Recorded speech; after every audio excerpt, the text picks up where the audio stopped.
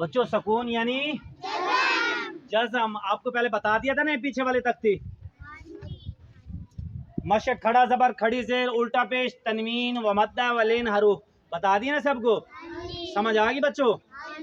अब बता रहे हैं सकून यानी जज़म। जैसे अलहम अलहम यानी कि जिस लफ्ज के ऊपर ये छोटी दाल क्या है, छोटी दाल। ये छोटी दाल मिसाल के तौर पे ये है, ये लिख रहे हैं ये छोटी दाल क्या है, छोटी दाल। छोटी दाल इसे क्या कहते हैं, जज़म। जज़म छोटी दाल।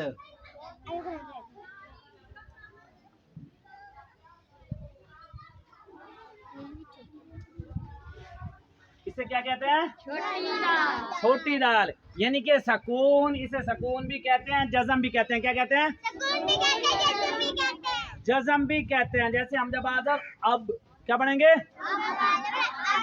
अब क्या अब। बस ऐसे हमजा जीम जबर अज ऐसे यानी कि इस जीम के बा के ऊपर रुक जाना क्या है, रुक जाना, सांस ले लेना, रुक जाना, यही सकून है, यही जज़म है, यही यानी कि जिस लफ्ज के ऊपर ये छोटी दाल आ जाए, क्या आ जाए, उस पर सकून करेंगे। क्या करेंगे, सकून का मतलब है थोड़ा रुक जाएंगे। जैसे अलहम अलहम अलहम यानी कि क्या है, रुक रहे हैं ना बच्चों। ये बता रहे हैं उन्होंने इस कहते तख्ती के अंदर बताया सकून यानी जज़म इस तख्ते के अंदर कि ये लफ्ज कोई भी लफ्ज हो, कोई भी ये देखिए आगे भी आ रहा है, कोई भी लफ्ज हो और ऊपर उसके छोटी दाल हो, क्या हो, छोटी दाल हो, जज़म हो, उस पर सकून करेंगे, रुक जाएंगे। क्या करेंगे, रुक जाएंगे। आपको करके दिखाते हैं, ये देखें कहीं से भी खोलो। जब आपने ये पढ़ लिया यानी कि जिसके ऊपर छोटी दाल आ जाए, जज़म आ जाए, उस पर सुकून करेंगे। फिर आप इस तरह कुरान जहाँ मर्जी खोले, यहाँ से निकाल लिया। जैसे या अय्युहल, या अय्युहल, हल पे रुका नहीं, या अय्युहल मुज़्ज़म्मिल मिल, ये जो छोटी दाल है लाम के ऊपर है नहीं है, हल हल के ऊपर ये देखें हाँ और लाम को साथ मिला रहे हैं, ला हल यानी कि जिसके ऊपर ये होगा हम रुकेंगे। क्या करेंगे, रुकेंगे, सकून करेंगे, थोड़ा सकून करेंगे यानी कि बिल्कुल रुक जाएंगे नहीं।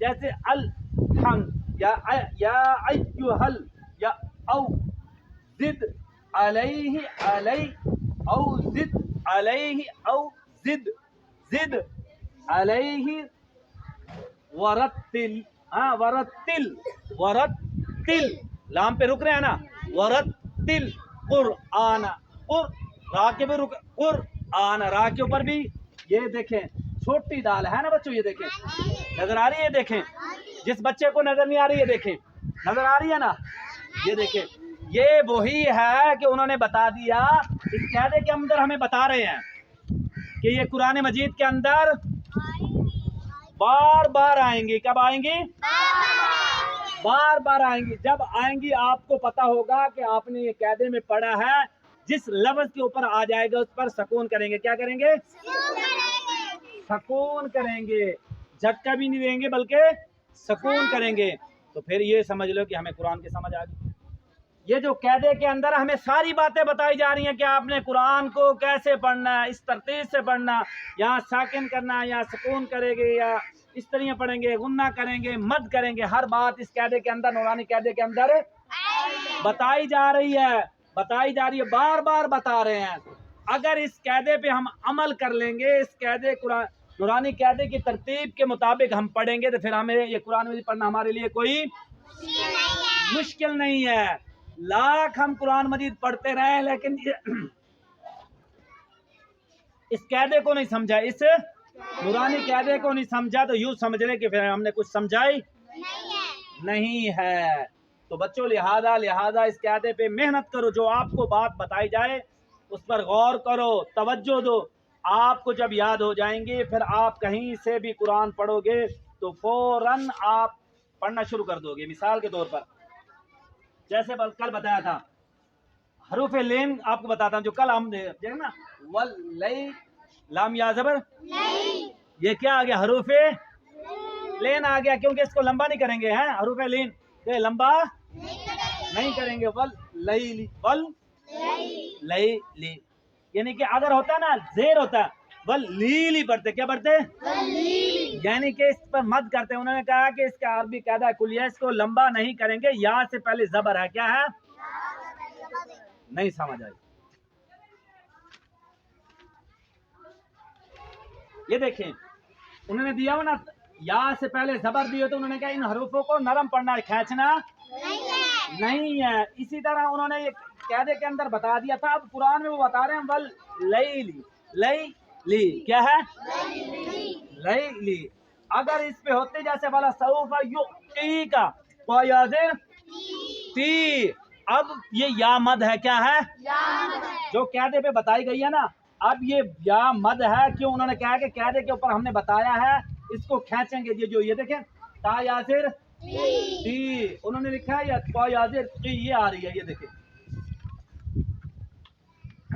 یہ دیکھیں والا سوف یعطی آگے نا بچوں، نظر آ رہا ہے آپ کو؟ یہ ہمیں پڑھنے سے، قرآن مجید سے پڑھنے سے پہلے انہوں نے قاعدے کے اندر بتا دیا کہ یہ حروف آپ نے قرآن مجید کے اندر اگر پڑھنا ہے تو پہلے قاعدہ سمجھ لیں، پڑھ لیں، اس کو پڑھنا پڑے گا، اس کو سمجھنا پڑے گا، تب پھر قرآن مجید پڑھ سکیں گے. جب ہم قرآن صحیح پڑھ، قاعدہ ہماری سمجھ میں آ جائے گا تو پھر ہم قرآن صحیح پڑھیں گے. پھر ہمیں قاعدہ پڑھنا چاہیے نہیں پڑھنا چاہیے؟ پڑھنا چاہیے، سمجھنا چاہیے. پھر بچوں ایک ایک لفظ پر 10 نے کیا، کتنی؟ جب ہم قرآن مجید صحیح پڑھیں گے، تلفظ کے ساتھ پڑھیں گے، اچھی طرح پڑھیں گے، سوچ سمجھ پڑھیں گے، پھر ہے اس پر 10 نیکیاں، پھر ہے اس پر انعامات. پھر ہے یہ قرآن ایسی کتاب ہے جو ہمارے کام آئے گی، دنیا میں بھی اور آخرت میں. پھر پڑھنے کا فائدہ ہے. اگر ہم قرآن صحیح پڑھیں گے پھر، اگر صحیح نہ پڑھا تو پھر نقصان ہے. کیا ہے؟ پھر کوئی فائدہ نہیں ہے. ہماری وہ آنکھ اتنی طاقت نہیں ہے کہ ہم قرآن کی برکات کو دیکھ سکیں، قرآن کی برکت کو دیکھ سکیں. ہماری آنکھ میں اتنی طاقت ہمارے نبی اکرم صلی اللہ